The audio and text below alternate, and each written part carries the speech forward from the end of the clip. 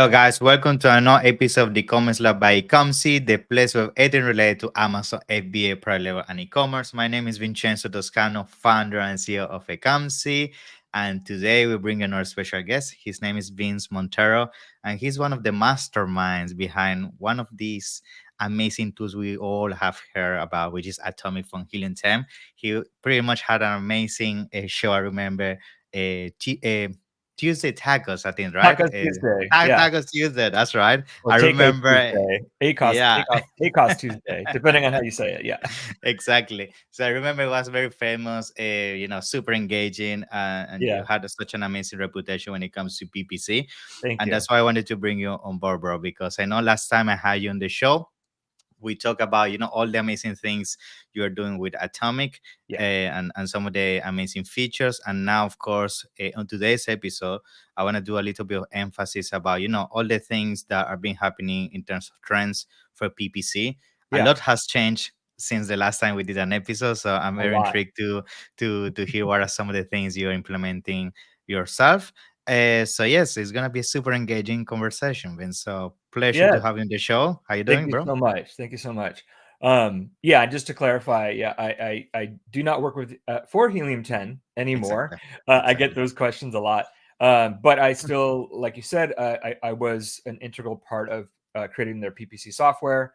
Hmm. We iterated on it and became Atomic, and I'm still using it. So, last time I was with you, I pretty much did a deep dive on what it was.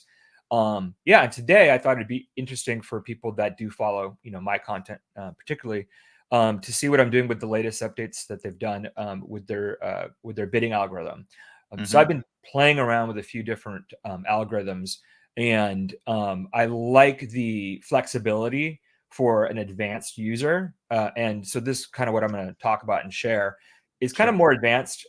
We built Atomic at Helium 10 with some standard bid algorithms in there for people that are just kind of getting into PPC, so that you could target your goals on PPC by ACOS, or Yeah. maybe by impressions if you wanted to just get reach, or maybe you just wanted to focus on sales and that's the only figure. Like, there are really good bid algorithms already in there, and of course I'm saying that because I was there and helped build them.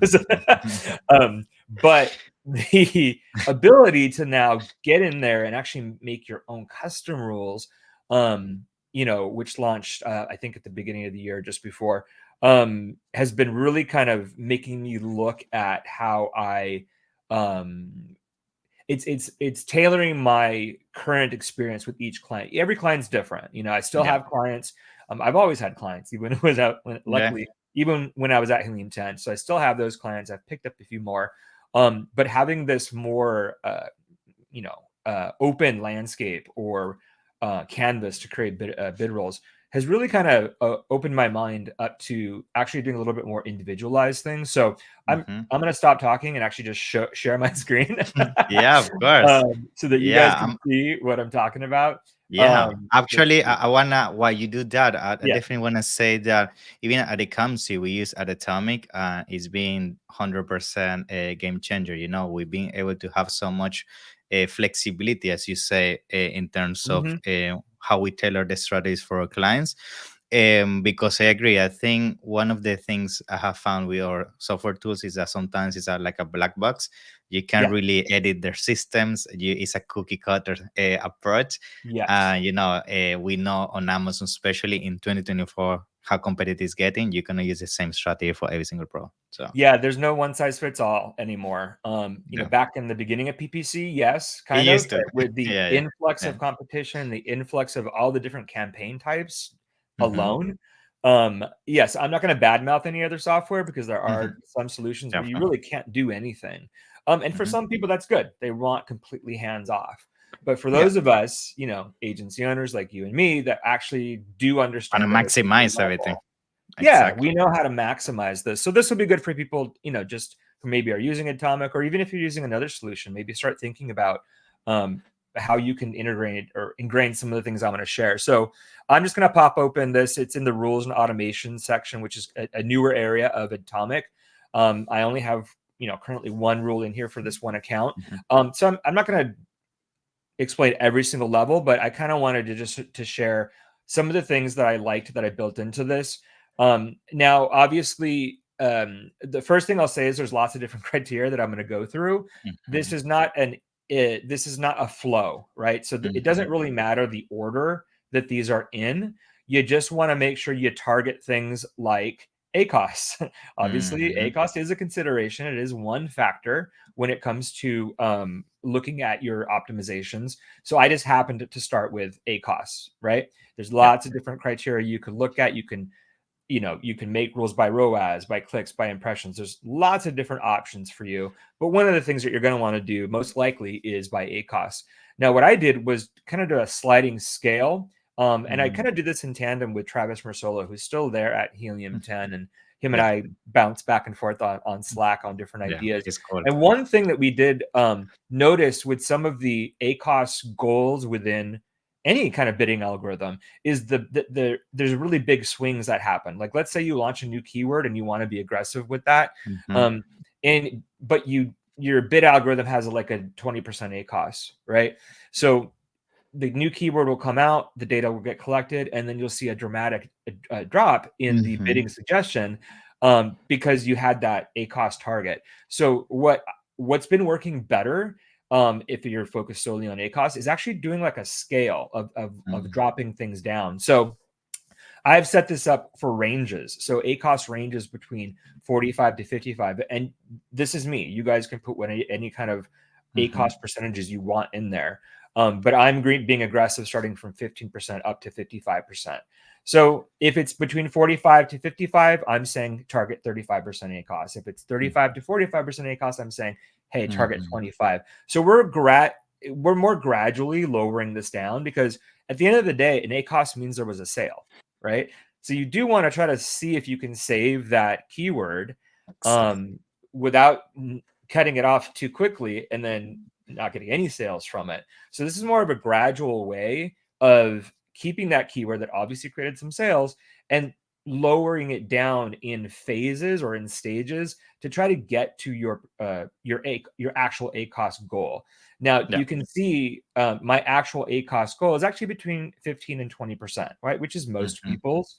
Um, yeah, you can put 10% if you want. I think that's too aggressive. You're gonna you're yeah, gonna yeah, you're gonna cut yourself in the foot. You yeah, might be a little bit more aggressive and say, hey, no, my target goal is actually 30%. So then you yeah, just stack these ranges differently, yeah, right? yeah. Question?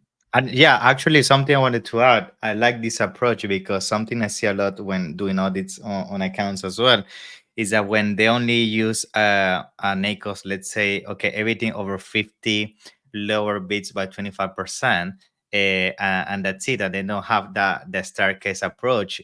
Mhm. As you briefly mentioned there are keywords that only gonna perform a certain ranges of ACOS because the CPC that's driven behind that keyword, right? So if you Right. then become super aggressive, you're not gonna perform. And I think something you know this very well within the PPC world. Sometimes you want to strategically have an ACOS on a keyword because it drives sales, which then improves organic ranking. Therefore, you Right. have a taco. So again, it's cool to see that you're actually doing that as well because I feel most people don't. And now that Yeah. they have it on a graphical way, it's easy Yeah. to grasp. Yeah, and you have to build this though. Like you have to Hmm. be thinking Of about course. all of this. Like there's no templates in Hmm. Atomic that actually says to do this. This is just something that I decided that I wanted to test, Yeah. and it's working really well. For the clients that I have, I've noticed it's only been a few months, but I have noticed a pretty drastic difference between the total A cost before this Mm-hmm. algorithm, which I'll continue to show you the rest, and then after. So it is working, or else I wouldn't be sharing it. One Hmm. thing that I do want to note is that you can change these are scaling down, but the target can be lots of different things. Like you can increase the bid, decrease the bid, like you were saying. Right, you can Hmm. set it to the CPC. You can set it to CPC. This algorithm target A cost divided by A cost. I like the revenue per click. It's kind of a different way of looking at it. It's basically saying, what do you need to spend in order to get a certain amount of clicks? And you should know basically what that's going to mean or take to get you that certain A cost. That's what this is. There's a lot involved with it, but I want to highlight this revenue per click because it's what I've been using for this. And this Interesting. is, I think, pretty unique to Atomic. So it's definitely something I think people should be aware of and test it out. Um, then, so again, I kind of bounced all over the place a little bit, but if I started at 55 and now I'm going to 0 to 15. So I'm going at the very bottom. So what I kind of said originally, I had this to also like a set by CPC, but I was like, no, actually, if the ACOS is 0 to 15% and 15% is like my ultimate goal, I don't care about anything. I'm just going to Keep increase that increasing. bid. Yeah. So it looks like I accidentally deleted that by 5%, right? So and you can change this up or down, what have you. So really at the end of the day, no matter what's going on, Keep I want it increasing. to increase. Yeah. Doesn't matter. Now you do want to set some parameters. So I do have a set max bid. You don't have to do that. You could just keep going as high as you want. As long as it's doing 0 to 15, it's going to increase it. But I like to have some maximums only when it comes to bidding. But even then, I kind of said, okay, well, let's say it's already at $5, right? But it's still 0 to 15. Okay. Well, I still want to increase it, but I'm going to only increase 2.5%, right? So you can make these gradual adjustments like this in looking at it this way. And I said, hey, set the max bid to 10. If it's $10, but it has 5 to 15% ACOS, I'm still okay looking at this and increasing it by 2.5%. Again, it's everyone's different comfort, and it's also, I should say it's also your margins, right? This product that I'm looking at happens to be like $140, $150 product. So I can afford to be a little bit more aggressive, as you'll see in some of these spends. So the spends, so we've already gone over ACOS. So what do we do with if the ACOS of this? Now we're kind of into the spend section. And typically that's spend with no sales, which you can see, which it's just here. So I'm looking at different ranges of spend now. And again, these are flipped because I did them backwards. So I have the 0 to 15 here, and then I have the 15 to 25 here. Again, it doesn't matter. It's not a flow. It's just this. It's going to look at the whole thing, right? So, basically we're saying if it's 0 to 25, I want to do two different things. If it is in this 0 to 15 range, I want to increase it, right? Because I'm saying, hey, I can spend $15 on this particular product again because it's a $150 product to still test it, right? Yeah. They don't have enough exposure. You want to give them more chance, essentially. Correct. And for me, $15 because this could be a $4 click. So $15 could just be a few clicks.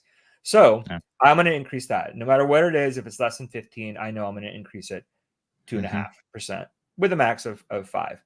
Now, if it gets into 15 and 25 range, and again, I can afford to go higher because this is a $150 product, then I set it to CPC instead because I'm assuming I'm going to have more information here at 15 to 25 spend. Exactly. So now I can go, okay, well, whatever the CPC is, this might increase it.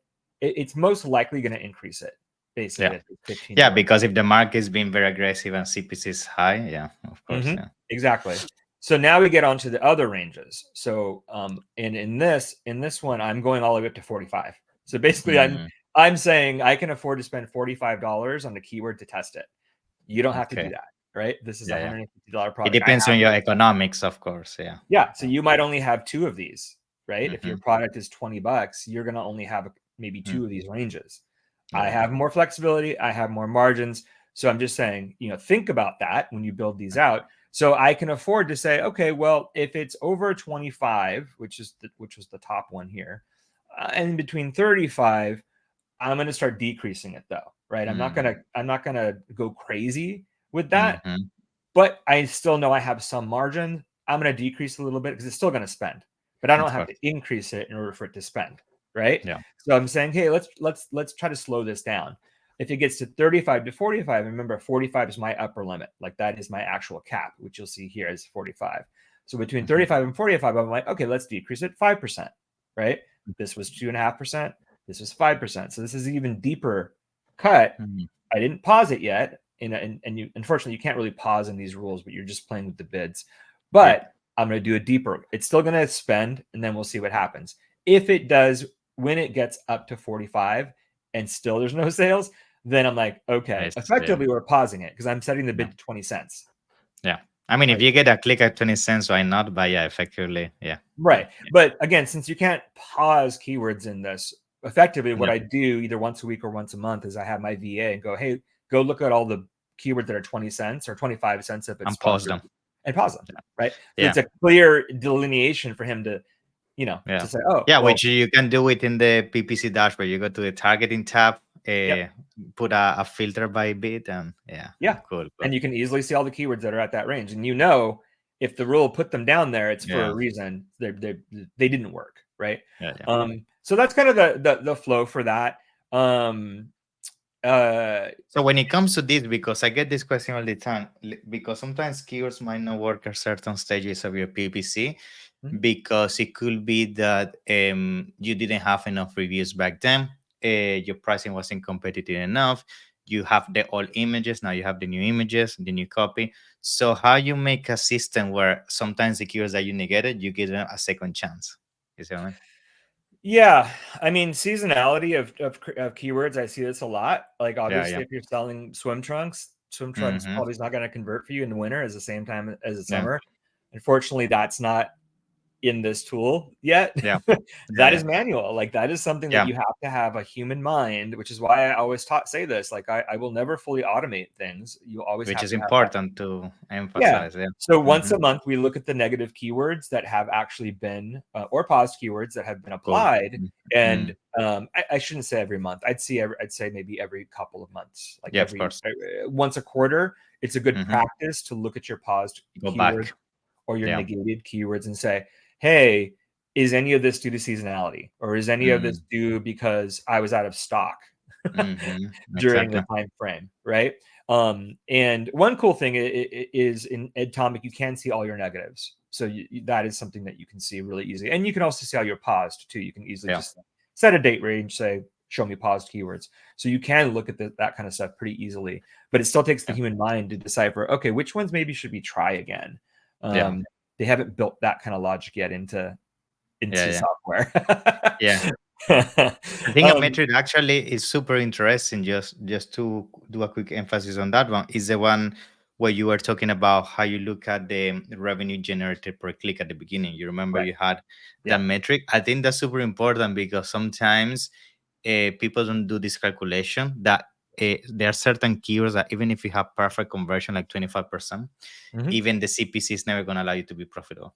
You see what Right. I mean?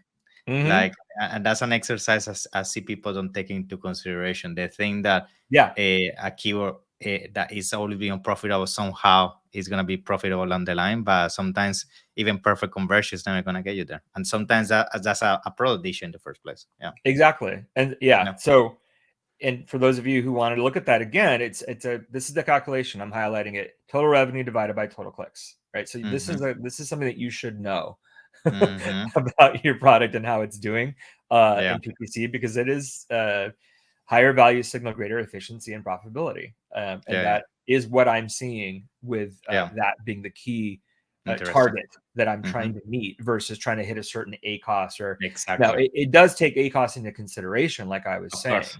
but Yeah. it's doing it differently than most algorithms would be doing that.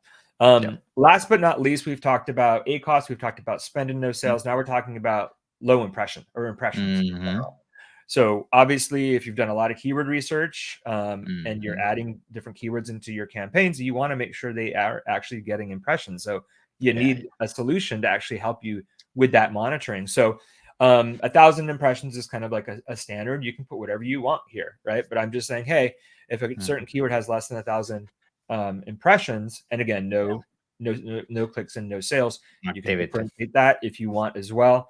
I'm going to increase it, right? 5% set to max Mm. bid. So I'm just trying to get that new keyword that's been added that I found in Atomic or I researched as impressions as quickly as possible, which is the whole point of adding keywords into your campaigns. So, but I also wanted to give a little bit of a range, saying, Mhm. hey, I set the max bid at 5. Okay. Yeah. Well, what if it is already at 5, right? And it Mm. still isn't doing anything. Okay. I'm going to pop that back down to $2, and then it's going to actually go up into the spending algorithm, Oh, interesting. Yeah. right? Okay. So instead of just Mhm. focusing on the impressions, which maybe it's just taking too long, Mhm. right? But if it's gotten up to 5, clearly it's not a bidding issue, right? It's not Yeah, the exactly. keyword bid that's the issue. So I'm like, okay, maybe it's something else. So I'm going to pop Indexation, maybe you're not indexing for the keyword or issues, things like that. Yeah. Yeah. So I'm just going to drop it down, and it's going to basically roll up and then caught into the other rules that I explained before. Mhm. Now, I added this I think this is the end of my criteria. Yeah. I added this because I was like, well, if I've got an algorithm for less than 1,000 and no sales, shouldn't I have one for over 1,000 and no sales as well? Yeah. Because if you've got a keyword with over 1,000 impressions and no sales, that probably means it's not going to convert, right? So Yeah. I added this one, and I basically just said decreased 5%, right? And then also, uh, but with the $5, if it's over Mhm. $5, then this captures it, drops it back down to 2, and it Yeah. goes into that cycle. So this is important because impressions, if you've got the impressions but there's nothing happening, then it might be just that it's a bad keyword, right? Yeah. Now it's important to remember to, like, because all these things are happening at once. So anytime I have an increase happening or a decrease happening, I'm Yeah. always cognizant of the fact that I've got some rules that are lowering bids down to 25 cents or 20 cents. Actually, this should be 20. Just caught that. Yeah. Right? Because if you remember before, I was lowering bids down to Exactly. 20. Yeah. Right? Yeah. So I'm for this, I'm like saying I don't necessarily need to catch those ones. Those ones have already been done. Right? So I'm looking at the Interesting. things that are over 20 cents. Right? Yeah. So that makes it the algorithm more clean. So you just got to be aware when you're setting kind of minimums, when you're increasing, when you're decreasing, you don't want to double up on. Yeah. And I get this question too. Sometimes two different criteria might clash. Mm-hmm. Whatever is going to be the more significant change is what Exactly. Atomic will do, right? Mm-hmm. So let's say I do have it's greater than 1,000 impressions and it's $4 and no sales. It will get caught by, I actually see it get caught by this algorithm Mm-hmm. more than I do by the other one, because which is Exactly. good, because if it's over 1,000 impressions and it's not converting and it's a high bid, it's probably not going to work. So I want it to get caught by this one Yeah. before I just keep increasing the spend. Makes So sense. Mm-hmm. this is the one that will actually hit more before the spend one will, because I actually do have it looking at impressions as well. Last but not least, this should have been at the top, but I have a cap. So if you remember, my ranges were 15 to 55%. Exactly. This one, I remembered at the end of this, and I was like, oh crap, I didn't say what happens if it goes over Mm. 55%. Doesn't matter. It's on the bottom. It affects the rules that we talked about at the top, or criteria talked about at the top. And obviously, if it's greater than 55% in the last 90 days, I'm gonna drop that down to 20 cents, and it's gonna be in that, potentially it's gonna be Yeah. cut. Um, Cool. so that's I kind of think it. I think the impression actually, and I want to add my 2 cents here.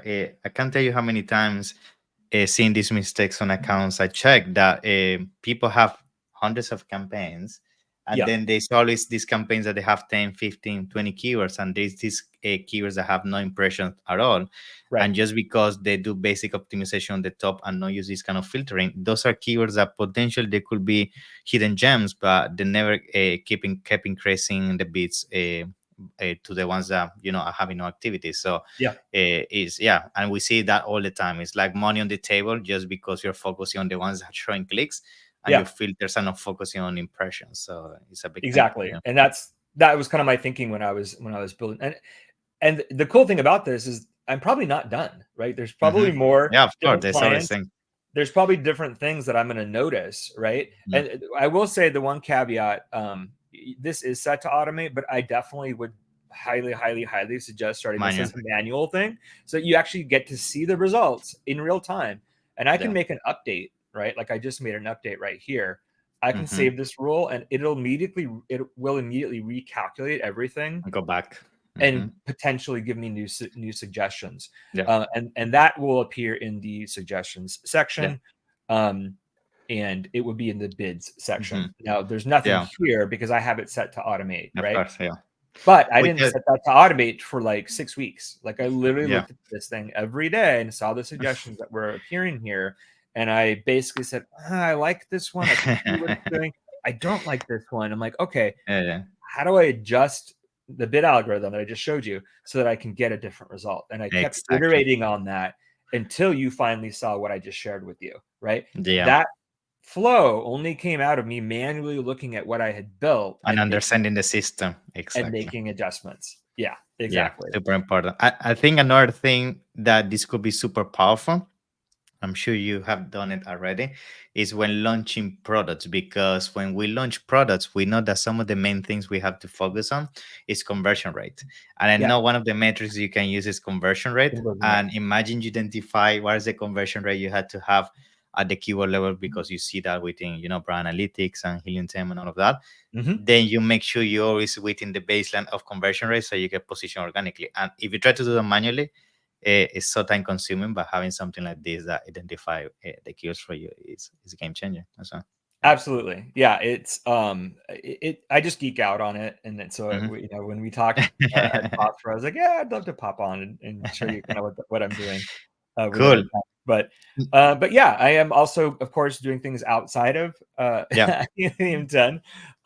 So yeah, if we have a time, Yeah, of and course. I would like to cover. I know we had this conversation before going live.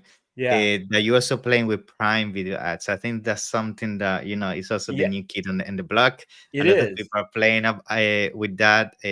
So tell us a little bit about what are some of the things you've Yeah. been seeing with those type of ads. So Yeah. so unfortunately, or fortunately, like I just launched, so Mm, I don't really have any data yet. So I was yeah. like, oh, maybe you will. But at the Mm, very least, I kind of wanted to cover, yeah. Of what course. it is, for because a Yeah. lot of people don't know this is available, right? Yeah. Yeah. So guys, sellers, if you guys remember, you used to be able to watch Prime Video with no commercials, Hmm. right? It was just included. Well, if you remember, they just added commercials, so which is a pain in the butt. If you Yeah. don't Yeah. want the commercials, you have to pay $3 a month, right? Which I Yeah. did because I don't. Yeah. I mean advertising, and I don't like commercials. For the people that didn't buy the $2.99 a month package, they're getting commercials in Prime Video. So this is different than streaming TV, where you can build out campaigns in Seller Central, but or at the ads console. But those are like mostly third party, right? Those in some of their properties, Twitch and all Yeah. the. But this is ads in the content that you would be watching on Prime Video, right? So this Powerful. is super, super powerful. So again, I just launched for one Yeah. of my clients, and it's spending pretty well. But if you guys watch any of the content, they've got really, really good content, which is Yeah. why I signed up for it to begin with. Yeah. But of course, Amazon does a good job of like selling themselves. Yeah. But Giving you the figure. all the stats and all the figures. But what I wanted to let people know is that like you don't even need to be using Yeah. you don't Exactly. even need Hmm. to be running PPC to do this. It's like a DSP kind of thing. It's separated from sponsoring. It is a Hmm. separated thing. Yeah. So that is one thing. You do have to have access to DSP and like to a DSP Hmm. provider. So like Hmm. I do work. I have some partners that I run. Hmm. DSP, but basically it's available for all types of brands, right? Yeah. So and only in these countries right here. Yeah. Yeah. But you don't even have to be a seller. You don't have to be selling products on Amazon, which is the Yeah. Yeah. crazy. You could be a retailer. Like Yeah, we you actually can be been retail. playing with So, that, and which it's cool. Yeah. So the cool thing is that your potential as a seller on Amazon, your potential ad is most likely going to be seen by a Yeah. commercial for like Allstate Insurance. I've seen like it puts your ad at the same level of like national brands because obviously Hmm. Allstate Insurance isn't selling products on Amazon, right? Yet. Yeah. So, for me, I was like, when I saw that, when I read this, I was like, oh, wow, okay, that part is super powerful to me. Now, of course, I want to work with sellers who are actually selling products on Amazon, Yeah. Of but course. the powerful part is the fact that you're going to be seen against national Yeah. brands. So, Yeah.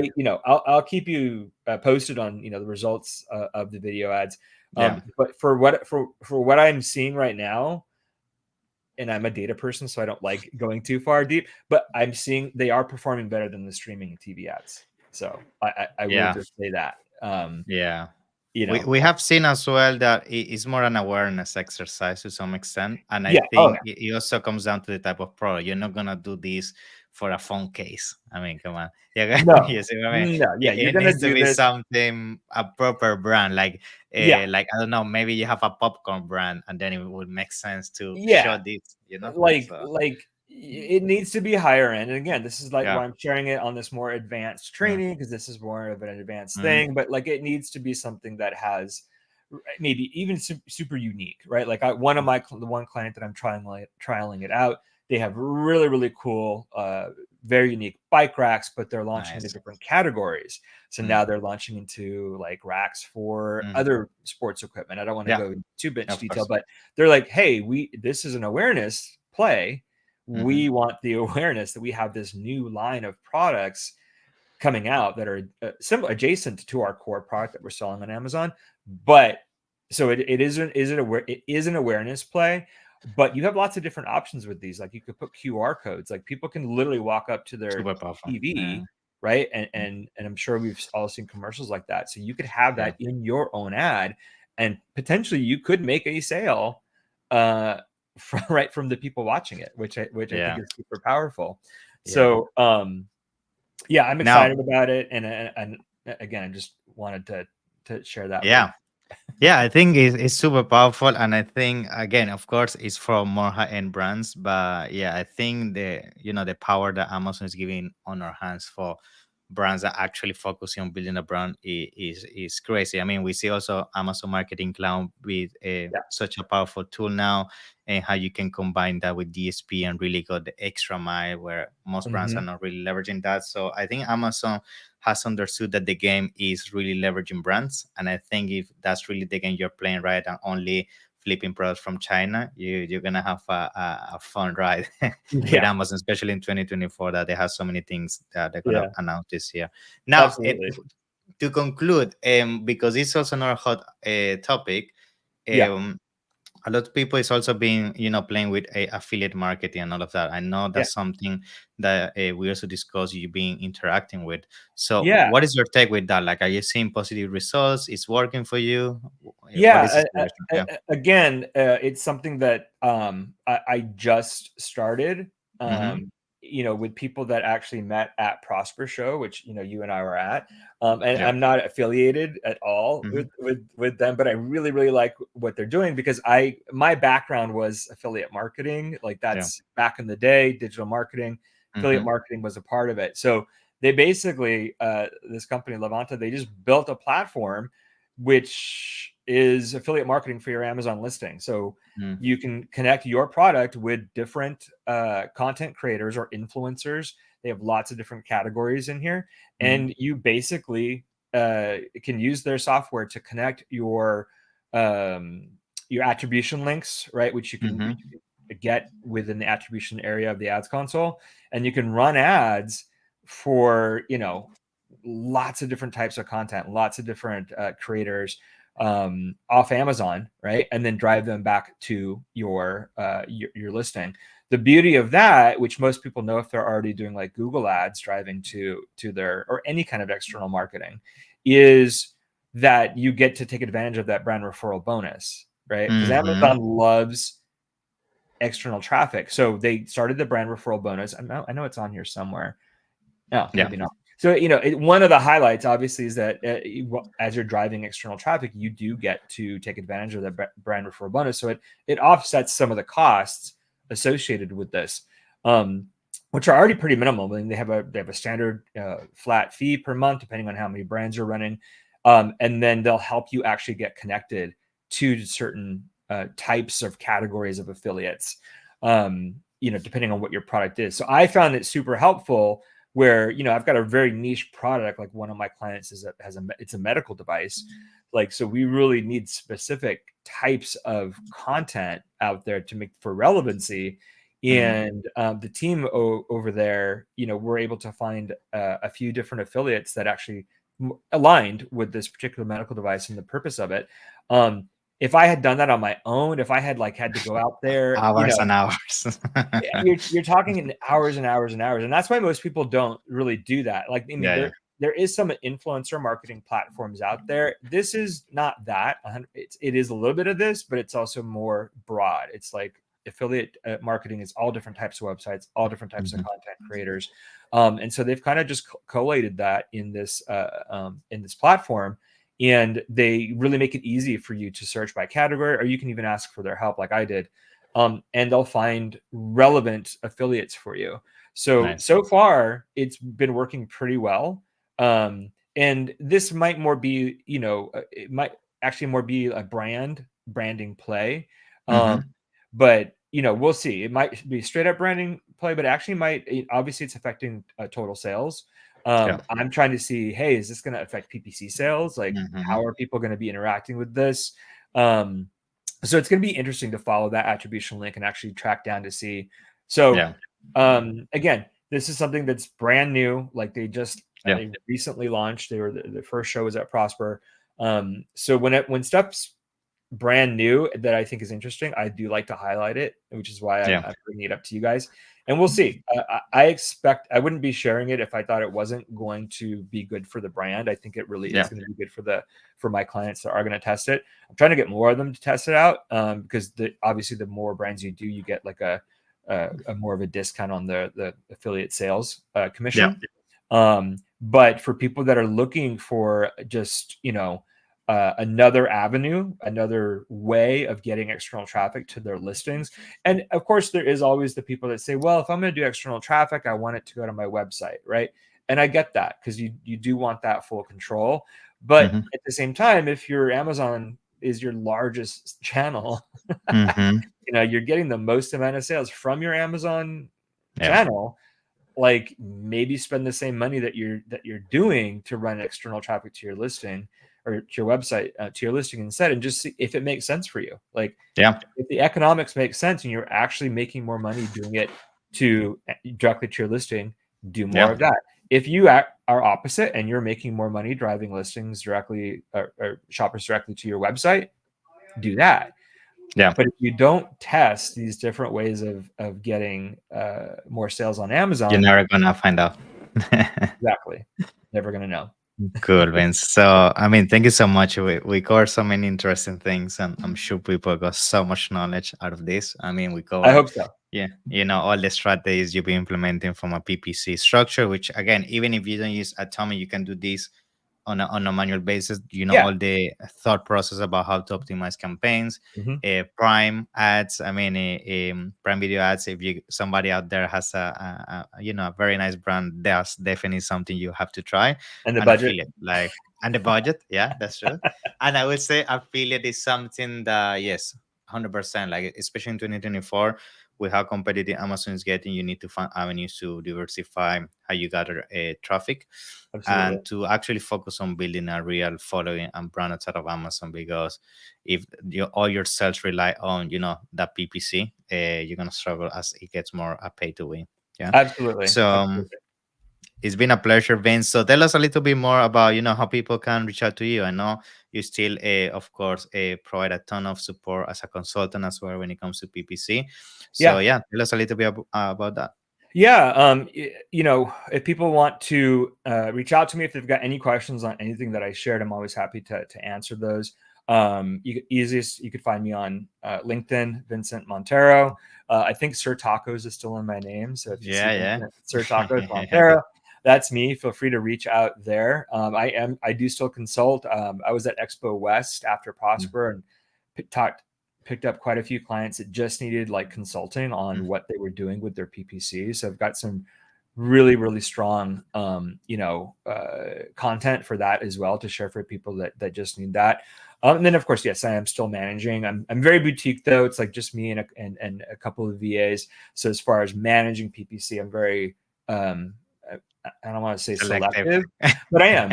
Yeah, I that's good. want to I work. mean, that's I good. love Yeah. training and I love all the training that I did at Helium 10, but my core is to help the more experienced Of course. seller just get to that next level. Yeah. And so this kind of information, everything I've shared, well, not everything I've shared, but you can reach out to me on my website.